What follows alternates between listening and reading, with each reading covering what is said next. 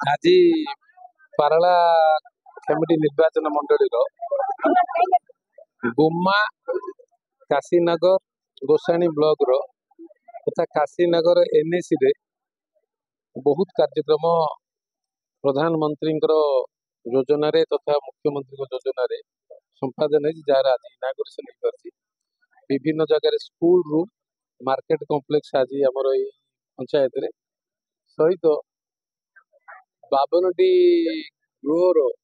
मार्बन area NAC रे दि जाए सहित अन्य कार्यक्रम आ विभिन्न जगह लोक समस्या बुझा जाना एक कथा आज हो आगामी दिन में प्रधानमंत्री जो लक्ष्य रही गजपति जिला को आकांक्षा जिला हिसाब से रखिंट आसी थे मो संगे आलोचना बेले भी प्रतिश्रुति देते जो जिलार आकांक्षा जहाँ रही आकांक्षा मान कौन आशा जो पूर्ण हो पारे से आशा को पूर्ण करने